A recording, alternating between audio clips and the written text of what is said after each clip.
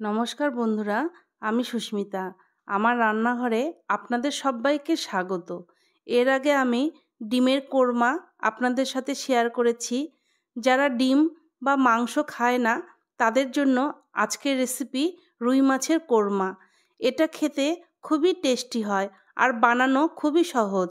তাহলে বন্ধুরা, বেশি কথা না বলে এবার শুরু করা যাক। এখানে আমি 6 পিস রুই মাছের গাদা নিয়েছি। মাছগুলোর মধ্যে নুন, হলুদ, সামান্য লঙ্কার গুঁড়ো আর আদা রসুনের পেস্ট দিয়ে দিচ্ছি। মাছগুলোকে খুব ভালো করে এপিট ওপিট করে মাখিয়ে নেব। এইরকম চওড়া গাদা মাছের পিস নেবেন, তাতে খেতেও খুব ভালো লাগবে।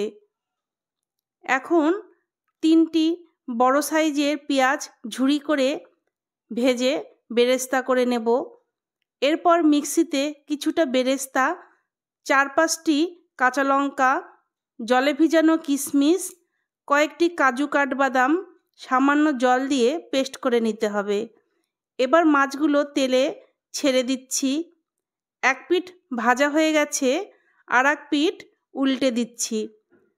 কড়া করে ভাজবেন না, ঠিক সেমভাবে পরের মাছ দুটো ভেজে নিয়েছি।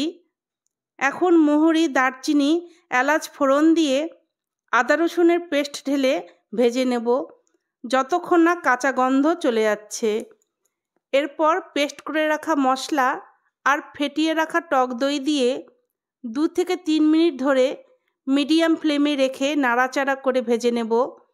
এখন স্বাদ অনুযায়ী নুন, হলুদ, ধনের গুঁড়ো, জিরের গুঁড়ো, অল্প চিনি অ্যাড করে খুব ভালো করে সবগুলো মিক্স করে কষিয়ে নেব। দেখুন মশলা থেকে কত সুন্দর তেল ছাড়ছে। এবার 1 কাপ জল দিয়ে দিলাম। কয়েকটি কাঁচা লঙ্কা চিড়ে দিচ্ছি, এতে ফ্লেভার আসবে।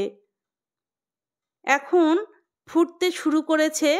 ভাজা মাছ এক এক করে দিয়ে দেব। সবশেষে 1 চামচ ঘি আর গরম মশলা ছড়িয়ে নেড়েচেড়ে কিছুক্ষণ ধরে ফুটিয়ে নামিয়ে নিলেই আমার রুই মাছের কোরমা রেডি। আপনারাও ঠিক এইভাবে বাড়িতে একদিন ট্রাই করবেন। আমি কিছুটা বেরেস্তা রেখে দিয়েছিলাম, উপর থেকে আমি ছড়িয়ে দিচ্ছি। এতে দেখতেও খুব ভালো লাগবে আর খেতেও খুব সুস্বাদু হবে। একদিন দুপুরে গরম ভাতের সাথে খেয়ে দেখবেন, খুব ভালো লাগবে। আমার নিত্য নতুন ভিডিও পেতে হলে একটি লাইক, কমেন্ট, সাবস্ক্রাইব করে বেল আইকনটি প্রেস করে আমার পাশে থাকবেন। তবে বন্ধুরা, আজকের মতো আসি, টাটা।